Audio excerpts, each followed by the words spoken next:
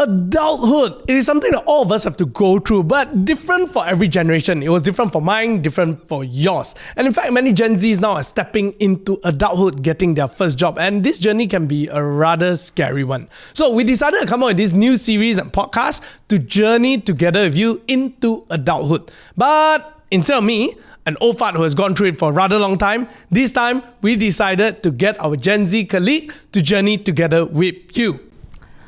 Hi, I'm Melody. I'm 22 years old this year and I just recently started working at my first job for around 3 to 4 weeks.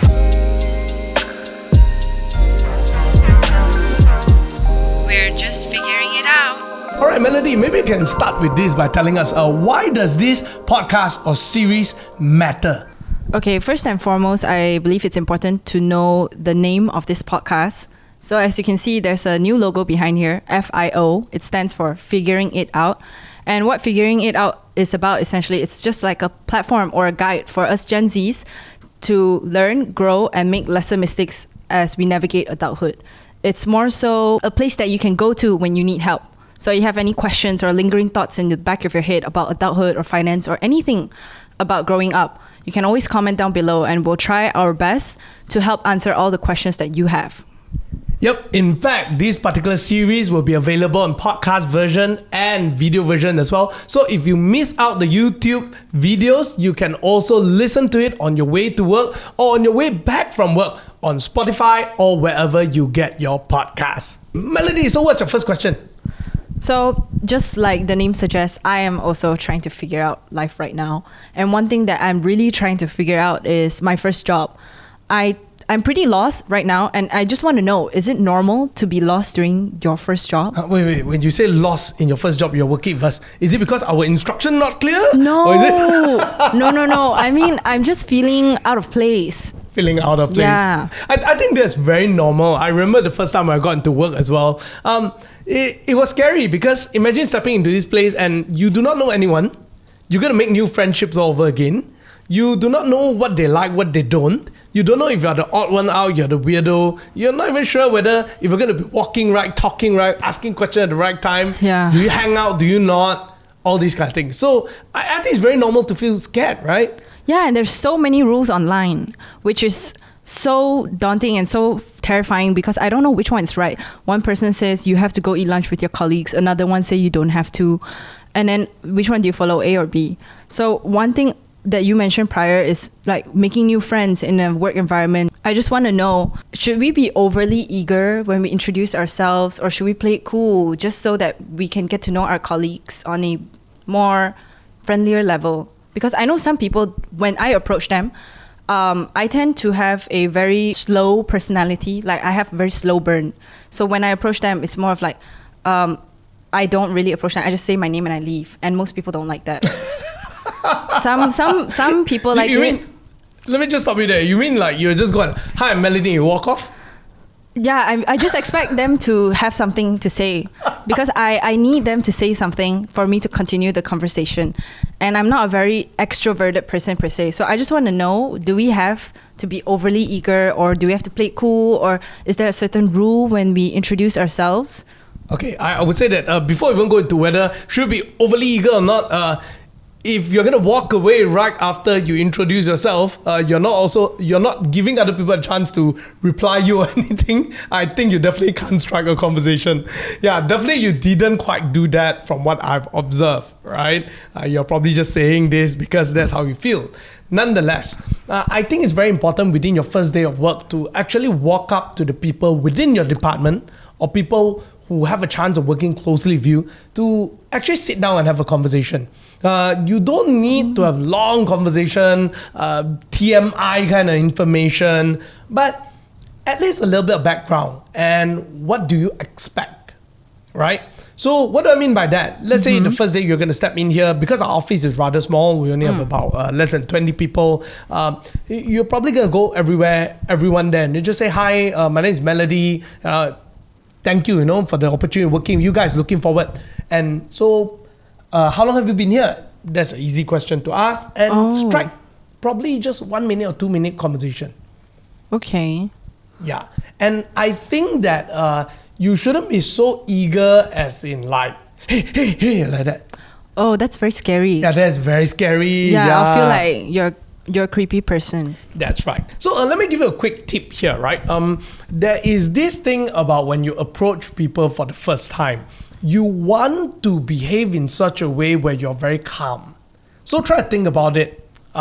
If you are in a new environment and you're very fidgeting, as in you look a bit like everywhere and then you start moving, you move very fast. When you try to approach someone, you walk further in front, then you see the person talking to someone, you faster pull back. They'll go in front, they'll pull back. You get that kind of thing? Yeah. Like you want to talk to the person and you see someone approach them, right? They'll pull back. Right? Don't do these kind of things. When you do this kind of thing, it makes you look less confident. Oh. Yeah. Instead, you want to make sure that you're very calm. Wait, can you show me an example? Okay. One of the things that don't put your hands in the pocket. Oh. Keep your hands out. Oh, because when you put your hands out, you're more likely to invite them to talk to you. Also, it displays more confidence. Yeah. And then when you walk up to the person, you just walk up to the person. Don't walk, stop. You straight away walk up and just say, "Hi, Melody. Just want to introduce myself. Looking forward to work with you." Wow. I think that's good enough. If the person is interested to have a conversation, the person will likely ask you a question like, "Oh, that's nice, Melody. I'm who? And so where are you from?" That's how you can start a conversation. Wow. If the person doesn't answer any further, it probably means that the person is busy, right? Then you just walk off and you move on to the next person and say hi. Now, I see. and when you do that as a one-off thing, like at the moment you step in the office, after you're being introduced, you walk around, people also know that it's kind of like your routine kind of thing. Like you're just walking around to say hi. So people won't feel like, why are you just specifically walking over to me alone to say hi? Wouldn't it be weird to walk to like every single person?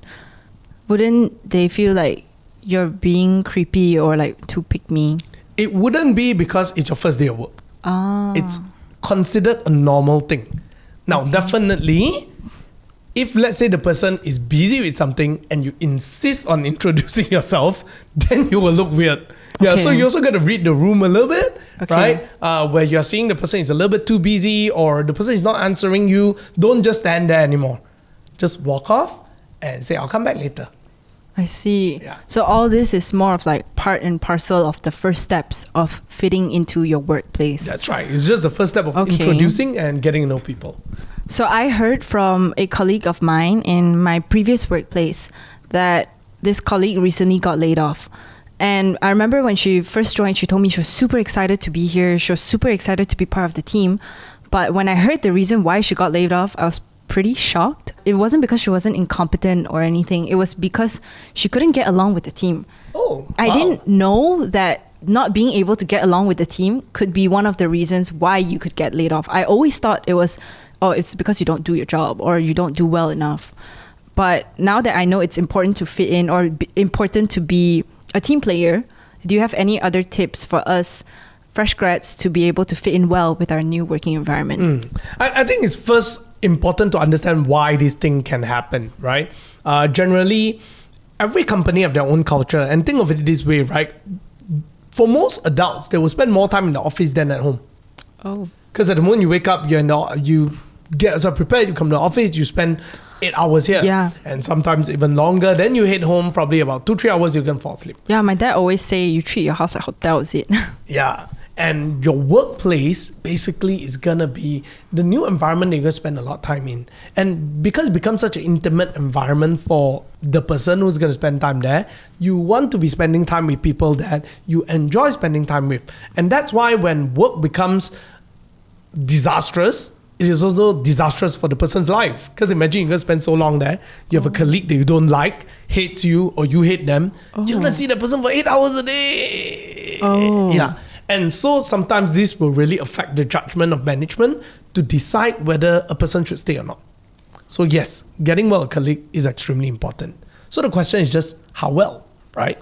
Now, before we go into how well, to answer your question is what are some of the tips to get well with a colleague is the first thing on the first day itself, you want to leave a good impression. They say that first impression, you only get the chance for it once. Yeah. Yeah, so because you only meet people first time once, right? So you will leave a good first impression. So how should we leave good first impressions, especially from an employer's perspective? I understand that it's important for us to get along with our managers or our employers because they play a huge role in our working life. So what are the things that they typically notice during our first day or first week of work so that we can leave a better impression when we are at our first job? Yeah, you're right. In fact, one of the most important relationship that you want to take care of is your relationship with your manager. Yeah, because this person is going to have a very strong influence of whether are you going to stay or not. Oh. Yeah, if your manager buys you, they like you, they think that you're able to work, even if your colleagues may feel otherwise, they will need to give you the chance to adapt. But if let's say you have a bad relationship with your managers, even if your colleagues like you may not end up staying there for long. Well, really? Right? Yeah. So that's how it works, right? Because your manager decides your performance. They are the ones who are going to give you the review. So taking care of your relationship with your manager will be definitely very important. So how do you build a good relationship with your manager? I think, put it this way, depending on the age of your manager and the style of your manager, but I would say for anyone who hires someone, they want you to be able to help them. How so? That's the first quality, right? Which means that you're going to be able to display a certain quality that you are able to do your job well. But think about it, as a fresh grad, how can you walk into the office and say that I can definitely help you? Because you don't even know what I do. Yeah, precisely. It's about like figuring out the systems first. That's right. So what do managers look for in the first few days is actually attitude. Oh, it's not about the work that you produced. Yes, because you're new in the company, I would expect you not knowing how to do it. So making mistakes is very normal. So I wouldn't expect A+ quality from the work that you're going to deliver on the first day. And even if I think that your work is A+, it actually would mean a C+ for a senior. Oh. Yeah. So the expectation is very different when you're a fresh grad. So what is the expectation that I can set on a fresh grad generally is signs of their attitude. For example, do you come late? If you're regularly late, how can I trust you to deliver things on time? I see. Number 2, do you offer help to people when you see that? Do you observe and say like, hey, I noticed this person very busy, and you go and offer and say, is there anything I can help you? Right? When you start doing things like that, it also tells me signs that you're a helpful person. Do I need to know whether you can calculate calculus? No. That one I can teach you. But the attitude of willing to offer your help is something that's hard to teach. Oh, these are all people skills. That's right. Yeah. So people skills become a very important foundation of building that good relationship. Don't be late, offer help, and ask questions. Do you clarify when I ask you to do something? Or do you just listen to an instruction, get the thing done, and then it's all wrong? Oh. Yeah. So I will expect a fresh grad, after I give an instruction, if you do not understand, you should be able to ask questions. Okay. See, people always say that. And I've had experiences where I've asked too many questions and they get annoyed. It's genuinely because either I'm curious or it's because I really don't know the answer. And I believe the best way to get an answer is just to ask directly from the source itself. Because sometimes people always say, just Google. So I Google, when I'm coughing, I Google. And the next thing I know, it says I have cancer. So one thing about Google I don't like is that there's so much information. I don't know which one to trust. So for example, when I'm working on MMTV, for example, I know Joey previously was the go-to person. So I would go directly to Joey to ask, what should I do? How has it been functioning all this while? What do you typically post? How is it like? So that's pretty much how I ask questions. But I want to know, how can we gauge whether we're asking too much or too little? Or how can we basically make sure that we're not annoying them with our questions? I think that it is good to ask questions. So different company have different culture, but within our company, we encourage people to ask questions, right? And if you ask too much of question, we are generally happy. But it depends on the quality of the question asked. So it is very different if you walk up to Joey and you say, hey, how does Mr. Money TV posting goes? What the schedule is like? What are the top process like when you create content? Versus when you walk up to her and you go, hey, actually Joey, how do I log into Mr. Money? I don't know where's the login button. That's crazy. That is something that you can Google and get answer. It won't tell you have cancer, right? That's true. Like, where's the login button? You have cancer. It doesn't go like that. Those are very straightforward things. How do I upload a video? You can ask me once, twice, but please don't ask me 3 times. Understand. Right? Yeah. Now, so it depends on the kind of question you're going to ask. So it's the quality of the question. That's right. If you're going to ask good quality question, it is always welcomed. And in fact, when you ask good quality question and when the person doesn't want to answer you, the problem is on that person's side. Oh. Yes. How so? So there's this saying that when you're good at something, you will know how to teach. So either the person is unwilling to teach, no time to teach, or don't know how to teach. Oh. It also shows that the person can't guide. I see. So it's on the person's side, not on your side. okay. Now, however, your duty is to look for the right people to ask question. Why? Let's say you have 5 colleagues. You will need to be able to read the room and test it out to know out of these 5 who has more patience to teach you. Because if you know that there's this particular colleague who has no patience to teach you, and you purposely every time go and ask the person a question, and you cause such a big ruckus that the person keep complaining about you, it also tells of your people skill that you're not very good in reading the room I see. But if you know that, oh, this person is not the kind to ask question, so you very quickly move on to the next, the person who's more friendly, then it also tells that you know how to manage social relationships.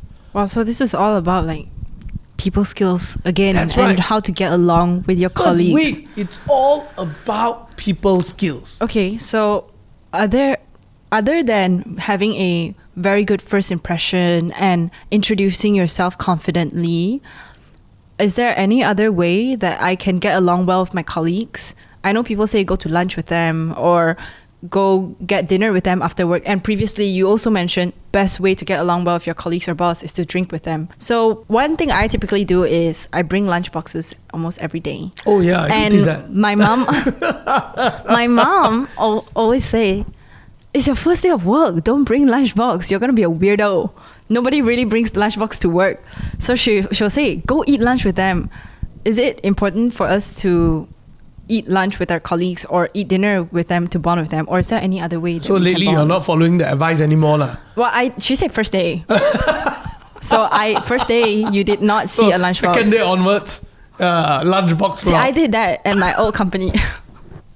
And they basically berated me for it. They were like, don't bring anymore. They straight away said, they were like, don't bring. Just go eat lunch with us. You should be thankful that they even asked. Oh. Because if they don't even care, they'll be like, whatever, man. Just eat your own lunchbox there. It makes me happier that I'm not seeing you. Right? So talking about that, there are some tips that you can use. Now, I would say that for a start, generally a friendlier environment will invite you for lunch together. The question is that how do you make it sustainable that people still want to invite you for lunch and invite you for dinner or drinks? You don't walk up to your colleague and say, hey, you want to drink tonight? Well, I don't even know you. Right? Yeah. So sometimes it's a bit like, we're not that close to go out for a drink yet. So the key is before you even go there, how do you build a good relationship? So here's a quick tip, right? I think for a newcomer, it's always good to come to office early. That's number one. Yeah. So let's say work starts at 10, arrive at about 9:45. That's great. Around 15 minutes early. 15 minutes or half an hour early. Why do you do that? Because there is likely a few people who come earlier. Oh. If your boss come earlier, even better. It means the whole office or whole department, only 2 of you. So you get to talk to them. And this time is not a working time, so you get to have more personal conversations, right? But you got to read the room lah. You don't like the person actually want to sit down alone and then you keep insisting on talking. I see. Right?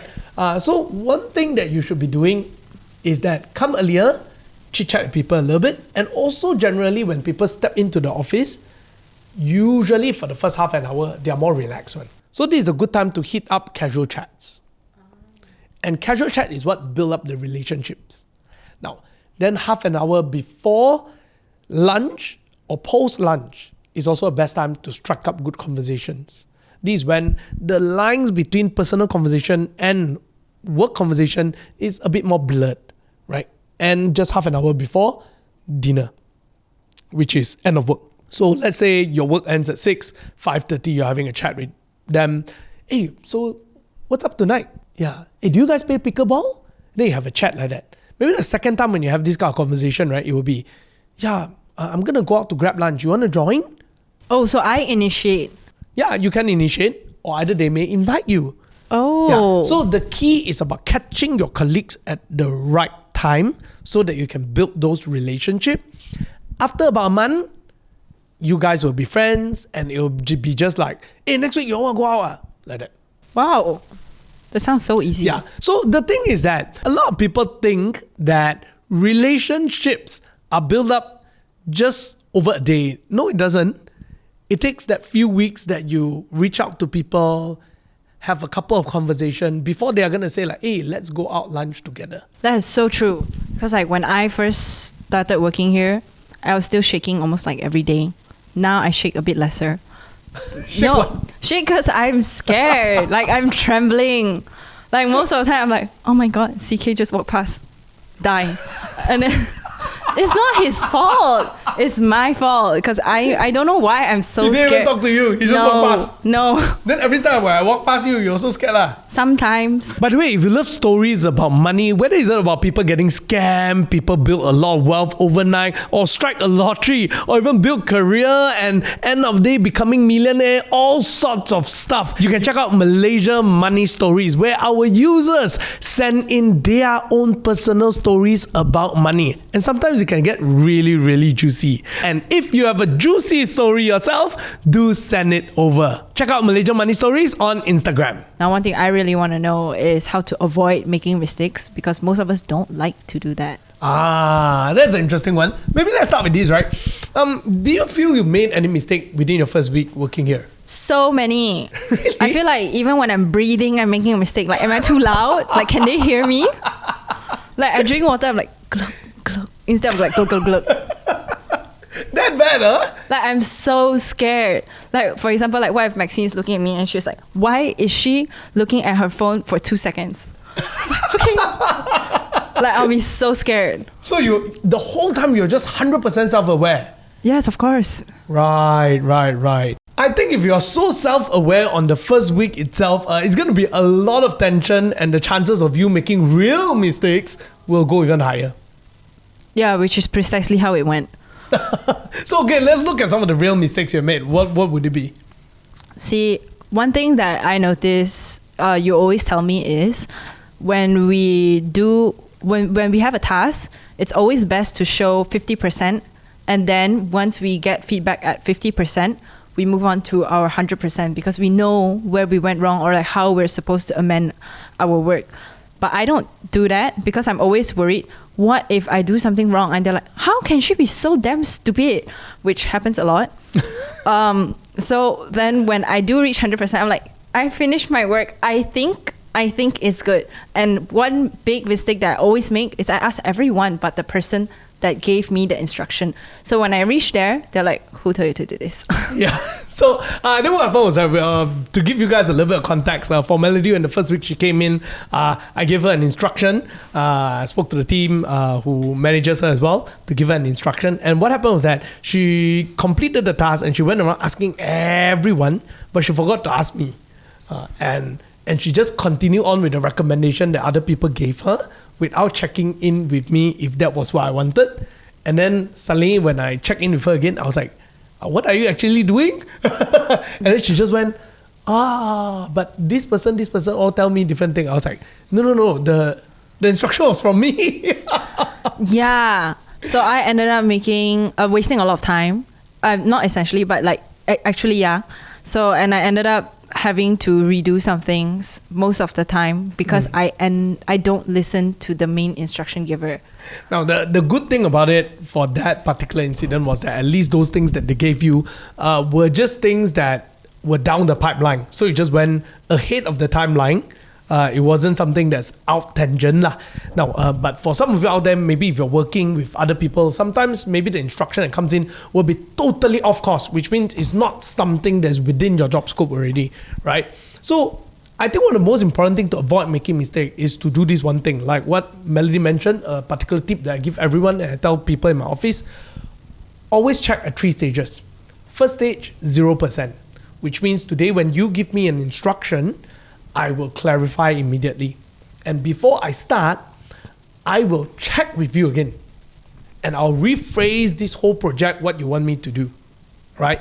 Now, then I check at 50%, which is halfway done, just to show you and check with you if whatever that is doing right now, is it fitting to what you told me, right? So that if, let's say, I got it wrong, I don't have to redo 100%, I just redo 50%. So I'm also not so demotivated. Now, and then the other one is at 99%, which means that it's pretty much done, only left some final touches. So by the time when I submit my work, it is usually approved. Now, and the timeline is the same, right? Let's say I've given 10 days. The first day I will do the 0%. The fifth day I'll do the 50%. Yeah. On the fourth day, on the ninth day, I will do the 99. On the 10th day, I'll submit. I see. Yeah. See, in this case, it works for our company because that's kind of the culture that we have. But what if we were to do the same in a different company and we show at 50%, they're like, yo, why this person so half-ass? Like, can't you just show me your finished work? Like, it just feels like very, like you throw in stuff together last minute.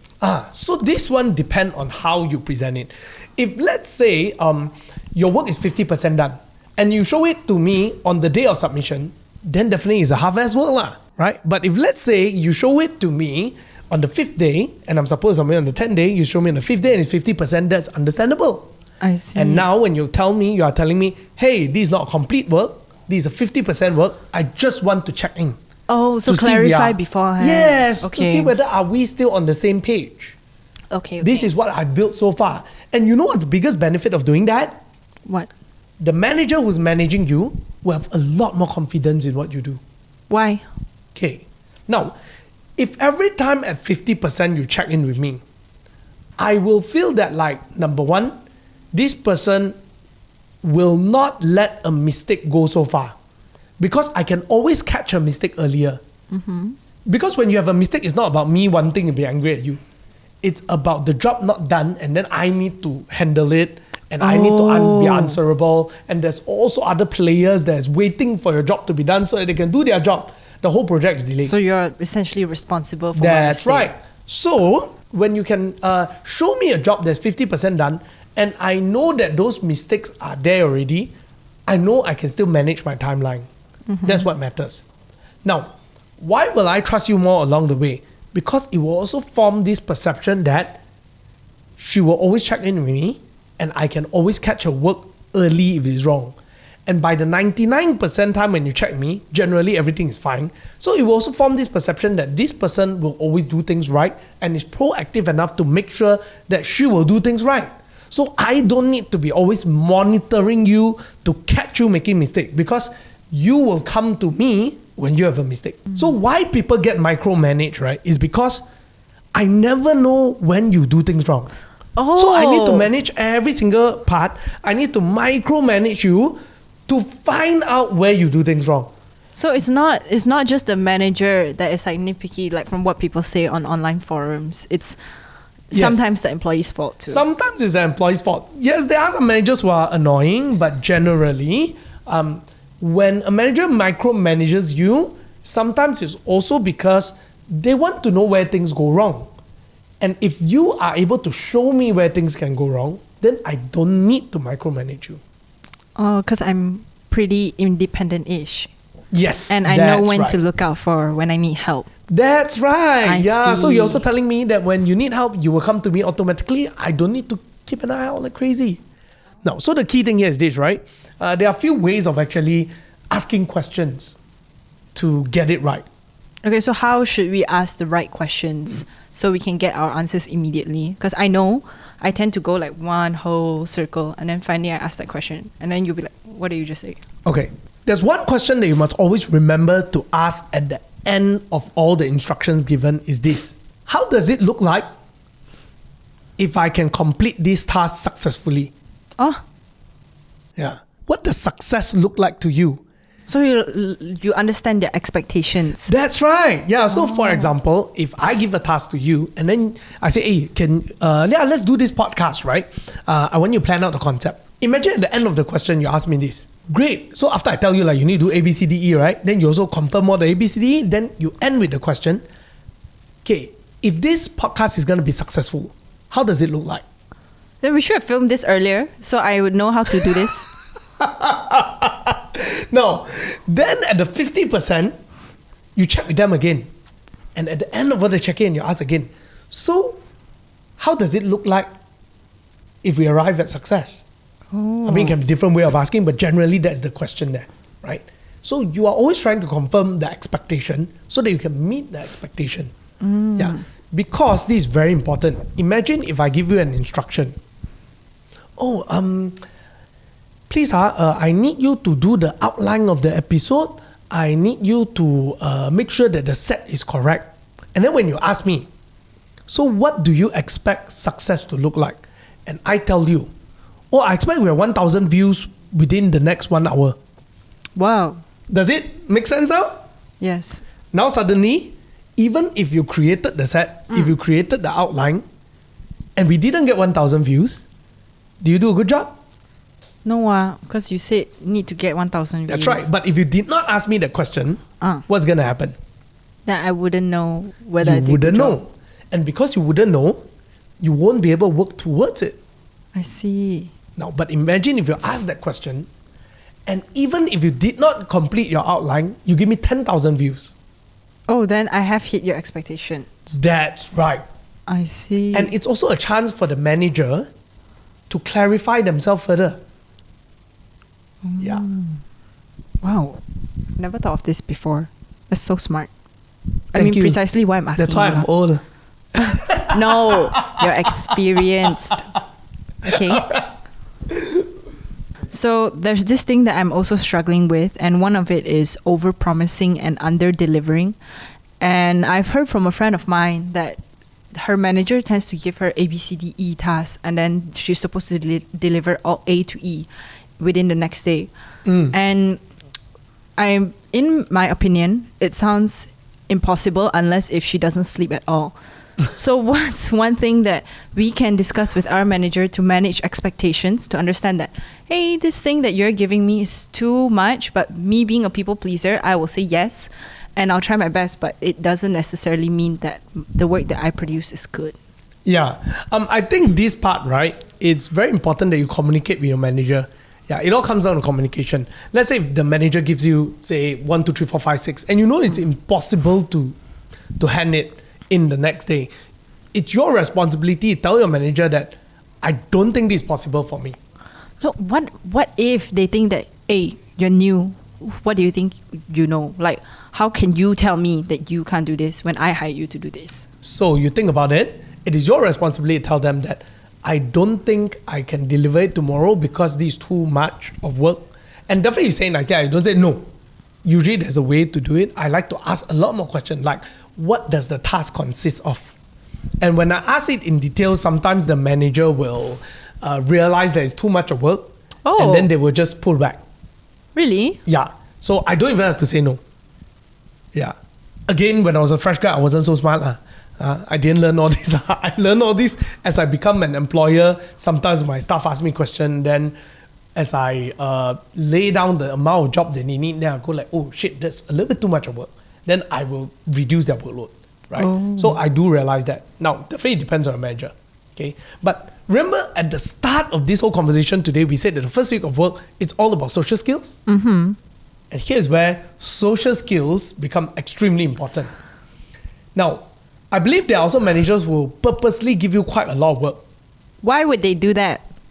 To test one thing. Do you know how to manage your time? Do you know how to draw the right boundary and set expectation? Oh. Think about it. I do that to some of my employees as well, just to let you know. Why is there so much psychology behind this? People always say work is just work. Because it's a test of character. Let's say tomorrow, in my mind, is Melody can be someone who can be a manager. Oh. I'm going to be telling you a lot of tasks. And I'm going to say, can you deliver it tomorrow? I want to see how you manage. Do I expect you to deliver? I don't. Oh. But I want to see how you manage. How you going to deal with it. If you tell me, good, can, and then you do it all, tomorrow you pass to me, wow, it means that your ability exceeded what I thought is the cap. Now I'll load you further. Right? Wow. Now, if you under-deliver, then I know that you do not know how to say no. Wow. And if you do not know how to say no, that's a problem. Why is that a problem?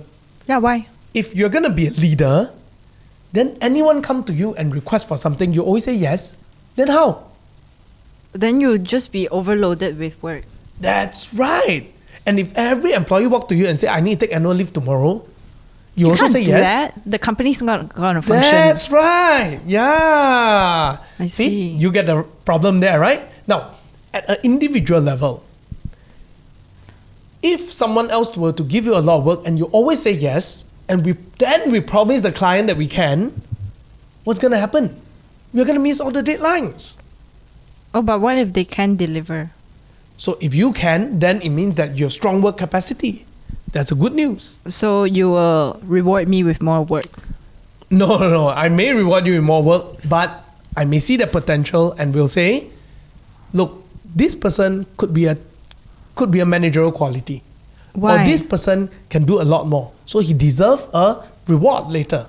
I see. Yeah, whether is it a pay raise, whether is it what? Yeah. Will you get rewarded with more work? Obviously. Yeah. But it comes together with a monetary reward as well. Now, okay, in our company, we are a bit nice. We also tell our staff this.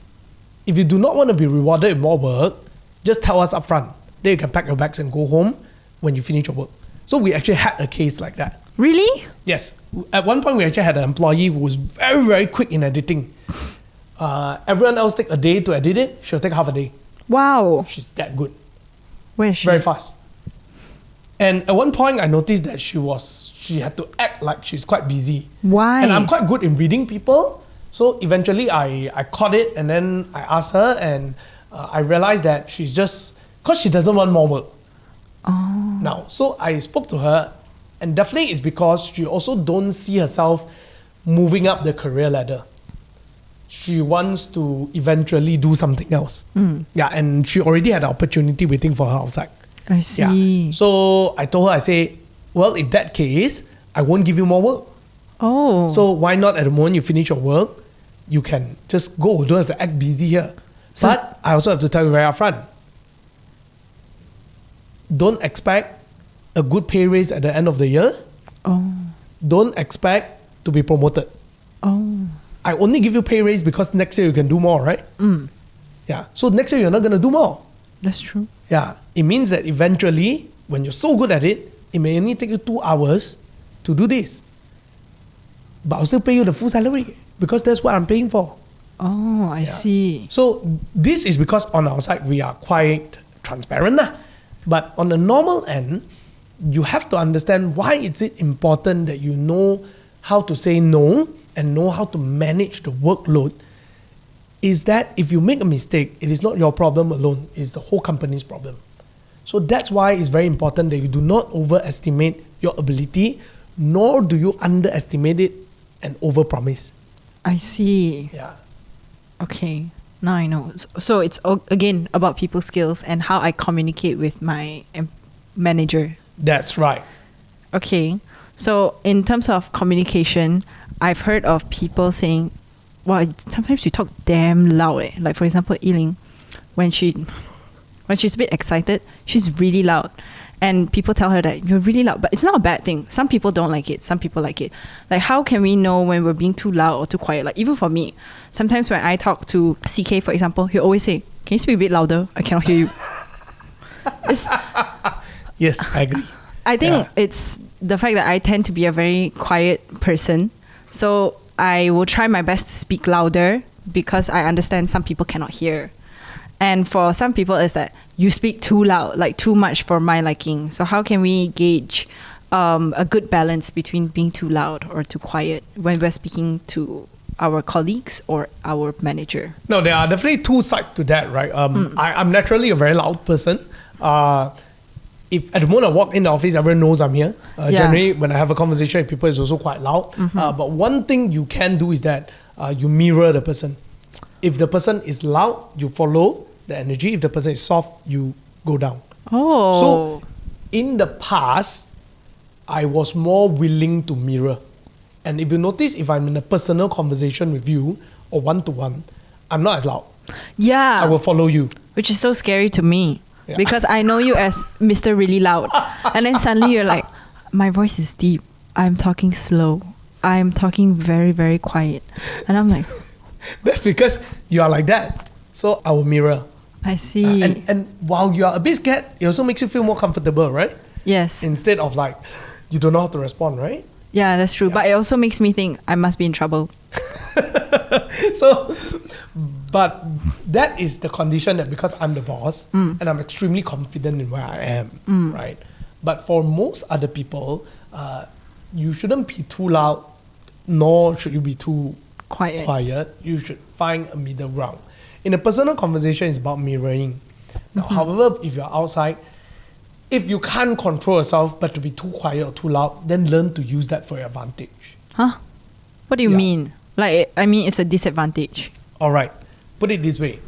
If you are the loudest person, but you are not the helpful person, so you are just very loud, making ruckus in the office, but you're not going around to ask for help. No, not ask for help. You're not going around offering help. It's pointless of you being so loud. That's true. You're just being a nuisance.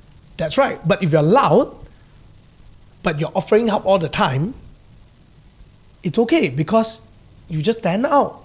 I see. Let's say you're very loud and across there you're like, hey bro, anything I can help you with? Wow, so memorable. Right? I know who to- so annoyingly loud, but he's asking for help. Yeah. No, he's offering help. That's being nice. So we can forgive him for being loud. I see. Now, if you're quiet, same thing. Use it to your advantage, right? But usually quiet is easier to use it to your advantage because you're just quiet lah. You're just unnoticed lah. But isn't that bad, being unnoticed? They say people that tend to get promoted are people that are easily noticed. Yep.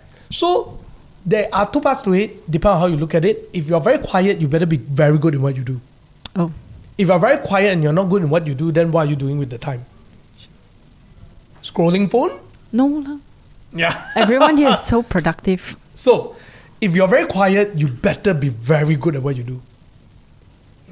And if you're quiet, maybe you should learn to observe. Yeah. So let's say you're very quiet, but you're paying attention and observing.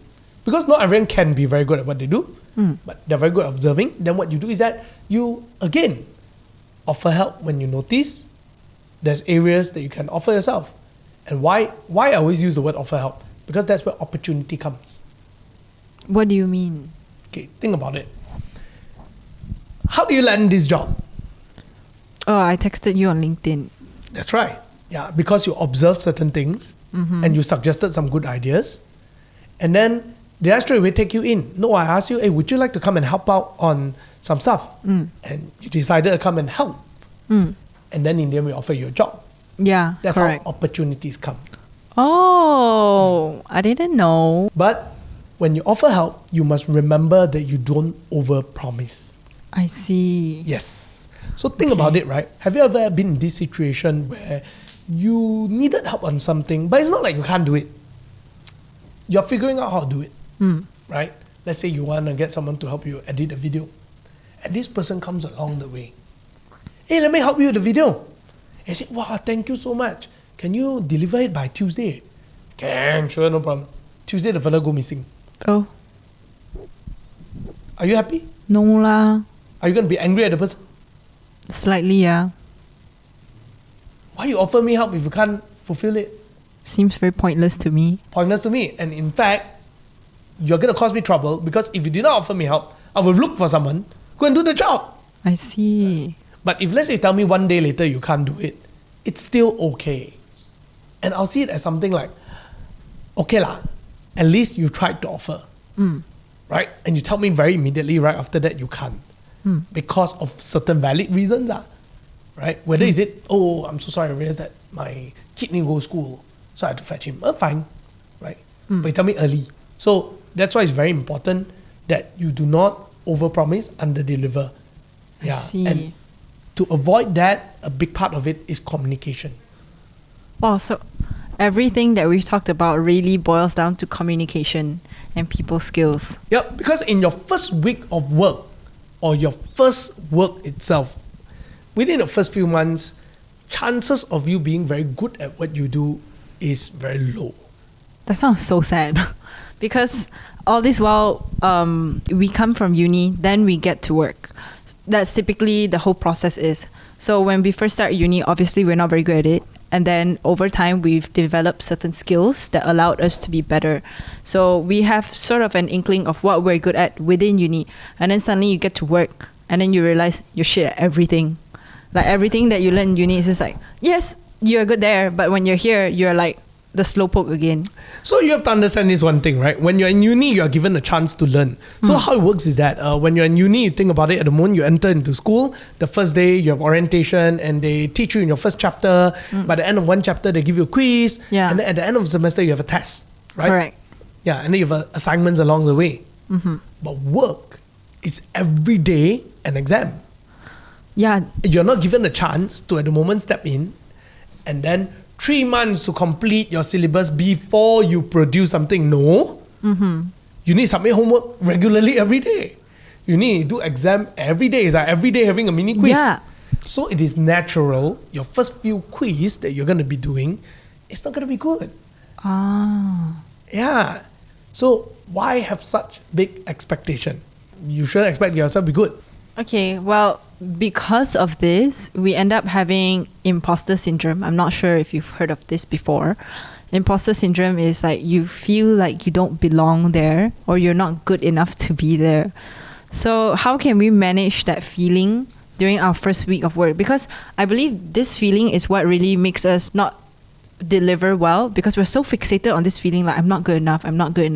Then we try to do better and then we end up getting like fumbling here and there. Yeah, I definitely know what imposter syndrome is. The whole definition of imposter syndrome, let's look at it first. It means that you're good at something, you deserve it, but you feel like you don't deserve. Ah, yes, correct. Right. So think about it as a fresh grad. The first day you walk into the office, if you think that you want to start editing for this company, you expect yourself to be good enough and you just don't feel you deserve it. Now that doesn't make sense, right? Imposter syndrome means you're good enough, you deserve it, and you feel you don't deserve it. But are you even good in your first day at work? No. You're not. So it's not an imposter syndrome, in fact. Oh. You haven't even learned the skill yet. I see. What kind of imposter syndrome you can have? So I think it's very important to pinpoint the problem as the problem. The problem is not imposter syndrome. It's that we're not good at it. Then why do you give yourself so much of pressure? In my opinion, this may offend certain people, it's more than likely ego. Oh. Because I've done well at school and I have high expectation of myself. I don't want to fail. I don't want to look bad. And because of that, it gives a lot of pressure. So it's not really an imposter syndrome. It's more of a I can't fail kind of thing. I see. Right? Now, so then how do we deal with that? I think first thing is by acknowledging that it is not imposter syndrome. It is more of an ego thing. Then the next thing is to be comfortable with failure. So there's one thing that I learned that I thought is a very, very good thing. Most of the success in life, you only play 49% of the role. 51% is uncontrollable. So giving you a good example, let's say you're born in the 1960s, like Professor Galloway, there's this particular podcast that I listened to, and this book that they wrote is called Algebra of Wealth. So he said this, that 49% of success, your effort, 51 is not your effort, is in things that you can't control. Like in his case, he was born in the 1960s and he's a white male in America, and during that time, in 80s when he go into university, UCLA, one of those top universities, was only $400 a semester. That's so cheap. That's right. And then he invested in Apple, Amazon, all those, when it was a startup. When it was in the early days when he first got IPO as well. And today he's super rich, obviously. But how much of it was his own effort? Just take the same thing, you put it into today, a Gen Z like yourself. How much was your school? It was like 60K. It's not even UCLA. Yeah. Yeah. So now, the point I want to make here is this. If a lot of the success in life is not even your own doing, you can also take comfort in the fact that when you're not good in certain things or you're failure, it is also not really your own doing. But you still have 49% Responsibility. of responsibility. Yes. Now, I have another version of this story that I always tell you guys. There's always things that you can control and things that you can't. Focus on the things that you can control. Having said that, you already know that when you walk into the work for the first day, you're just not good at things. Why? Because in your school, you were not taught to create a podcast. That's true. You're not taught to create a whole new brand. That's true. How good can you be? Probably like not good. That's right. So you're in the learning stage. So accept the fact that you're in the learning stage and learn. And when you're learning, are you going to make mistakes? So many. So it's normal. So be comfortable with the mistakes. So it's just like this. You're constantly learning. That's right. Okay. Secret is, even at my level, I'm learning. I've never managed a team of 20 people until last year. And I made so many mistakes. Really?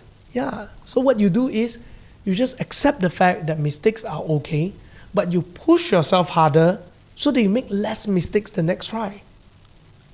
So it's about how you can learn from your mistakes. That's right. Just be okay with the fact that you will make mistakes. Yeah. As long as the next round, you make less mistakes. Okay. I understand. So, well, to end off the segment, if there is one key takeaway that our audiences should know about navigating our first week of work, what is the one thing that they should know coming from your end? I'll reiterate again, I think the one thing that you should really pay attention to in your first week of work or even first month of work is social skills. Because like I say, you're not going to be very good with the work that you're doing. You're likely to make mistakes. But social skills is something that you had the chance to learn over the years. And so people will judge you for that, although they won't judge you for the mistake you make on the Excel sheet. But they will judge you for your ability to communicate. So pay attention to that. That's it for today's episode. Thank you so much for watching and for listening to our episode. Please leave a comment down below if you have any questions that you might want to ask.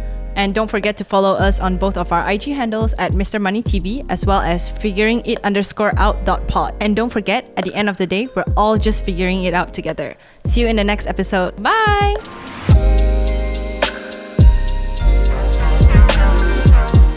We're just